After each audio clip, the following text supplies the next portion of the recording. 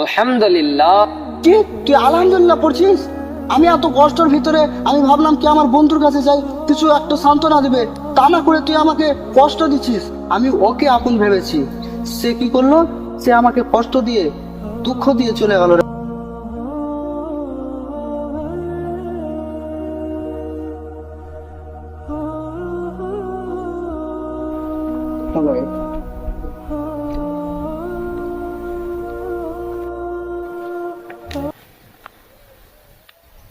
হ্যাঁ, আসসালামু আলাইকুম। ওয়ালাইকুম আসসালাম রহমতুল্লাহ। কোথায় আছিস ভাই? এই তো নদীর ধারে কি করছিস? বসে আছে। এখানে থাক, হ্যাঁ আমি আসছি। কি হয়েছে? আমি আসছি, হ্যাঁ আরে বল কি হয়েছে? আসছি। আচ্ছা ঠিক আছে, তাড়াতাড়ি আয়। ঠিক আছে।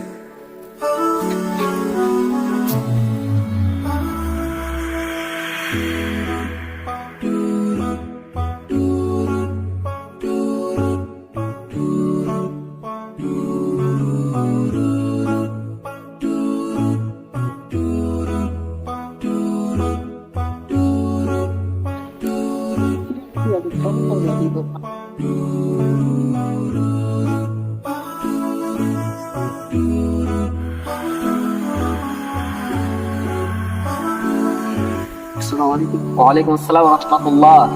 বল কেমন আছিস? হ্যাঁ ভাই, আলহামদুলিল্লাহ। ভালো আছিস তো? কি ব্যাপারে, তোর কি হয়েছে? আমাকে এভাবে এমার্জেন্সি ভাবে বলতে বললি মানে? আমার তো আবার নামাজের টাইম হয়ে যাচ্ছে, আমাকে যেতে হবে। কি হয়েছে তোর? কি করে বুঝি রে ভাই, বুঝলি? কেন, কি হয়েছে বল? বলার মতো কিছু নাই রে ভাই। আরে পাগল, ঠাকুর মতো কথা বলছিস কেন? বলার মতো কিছু নেই, এভাবে আবার ইমার্জেন্সি ভাবে বসতে বললি। নিশ্চয় তোর কিছু হয়েছে, তোকে এত উদাস দেখাচ্ছে। কি হয়েছে বল? যার জন্য এত কিছু করলো রে ভাই, সেই এখন আমাকে কেমন কি করে দিয়েছে না বাবা। আমি তোর কথা বুঝতে পারছি না, তুই কার কথা বলছিস? আমি তোর একমাত্র বন্ধু, তুই আমাকে সবকিছু খুলে বল। আমি পারলে তোকে একটু হেল্প করব। বল তোর কি হয়েছে? আরে ভাই, আমি আমার গার্লফ্রেন্ডের কথা বলছি। কেন, কি হয়েছে তোর ওর সাথে? তুই তো জানিস ওর জন্য কত কি করেছি রে ভাই। হ্যাঁ। কতদিন তোদের সাথে ঝগড়া করেছি ওর জন্য। তোরা কত বুঝালছিস কি ওকে ছেড়ে দে, তাও আমি ছাড়িনি।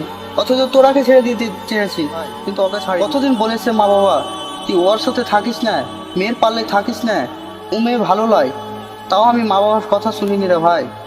মা বাবার সাথে কত ঝগড়া করেছি, সাথে কত খারাপ আচরণ করেছি, তাদেরকে পর ভেবেছি, তাদের সাথে ঝগড়া করেছি রে ভাই। আমি ওকে আপন ভেবেছি, সে কি করলো? সে আমাকে কষ্ট দিয়ে দুঃখ দিয়ে চলে গেল রে ভাই। ও, এই হয়েছে ব্যাপার। আলহামদুলিল্লাহ। কি তুই আলহামদুলিল্লাহ পড়ছিস? আমি এত কষ্টের ভিতরে আমি ভাবলাম কি আমার বন্ধুর কাছে যাই, কিছু একটা সান্ত্বনা দিবে, তা না করে তুই আমাকে কষ্ট দিচ্ছিস।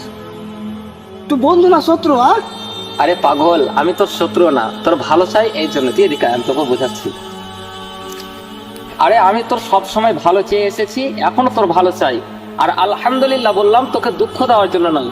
আলহামদুলিল্লাহ করেছি এই জন্য, কারণ আমি আল্লাহ শুকরিয়া এই জন্য আদায় করলাম যে আল্লাহ সুবহানাহু ওয়া তাআলা যা করে ভালোর জন্যই করে।